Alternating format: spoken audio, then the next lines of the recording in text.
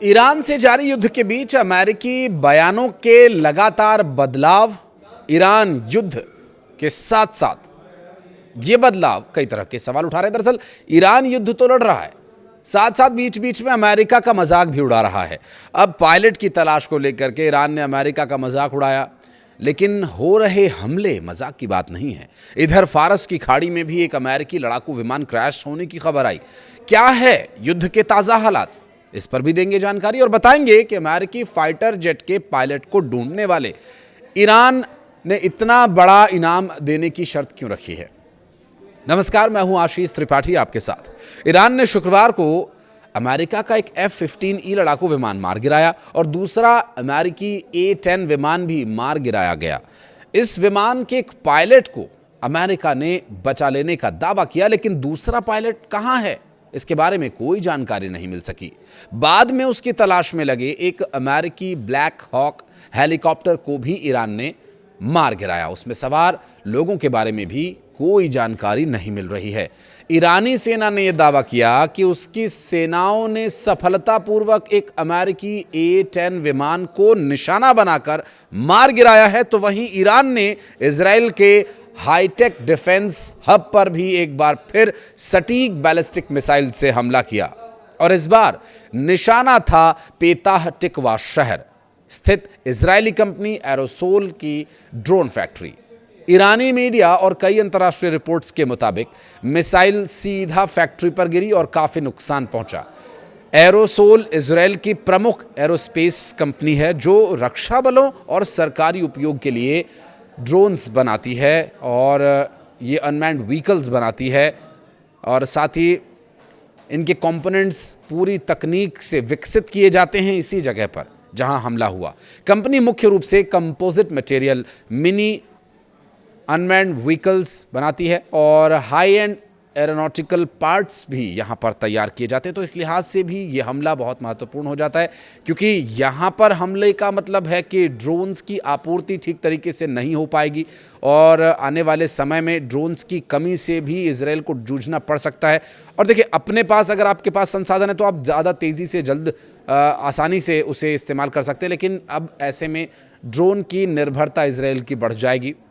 ये ड्रोन जो यहाँ पर तैयार होते थे ख़ास तौर से जासूसी मिशंस के लिए इस्तेमाल किए जाते हैं।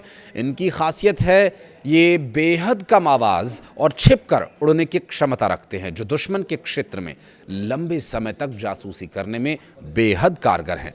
इजरायली सेना ने अभी इसकी कोई आधिकारिक पुष्टि नहीं की है, लेकिन कंपनी के सूत्रों और सैटेलाइट इमेजेस से नुकसान की खबर सामने आ रही है।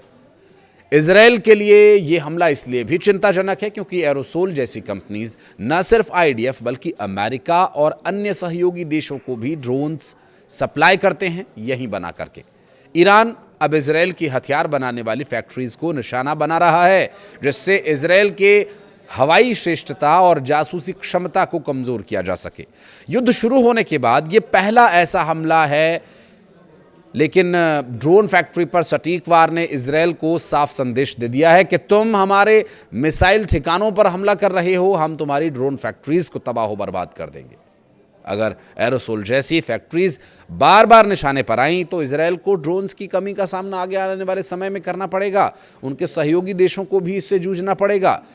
दरअसल जो पूरे युद्ध के रुख को बदल सकता है ये वो हमला है।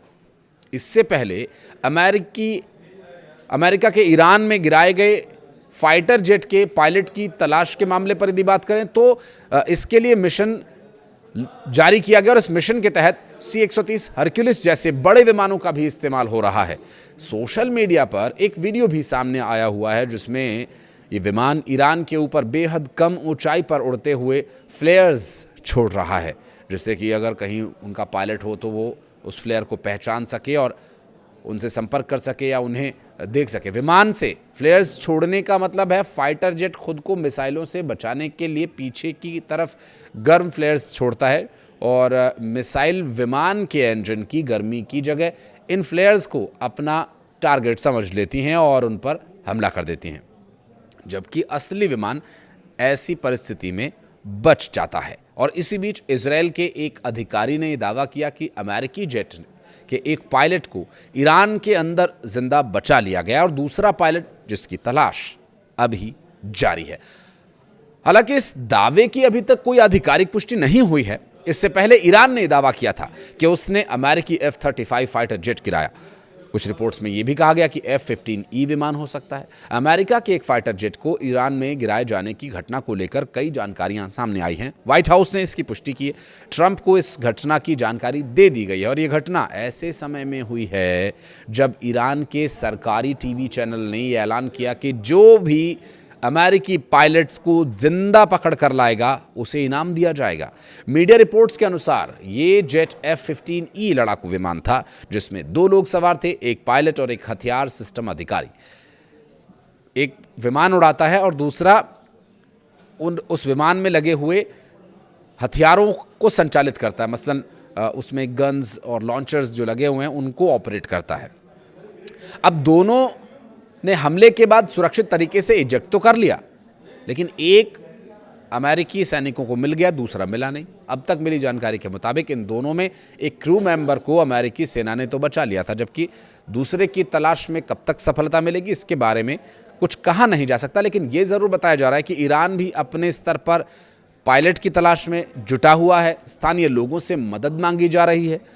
फिलहाल दूसरे लापता क्रू मेंबर को खोजने के लिए लगातार ऑपरेशन जारी है।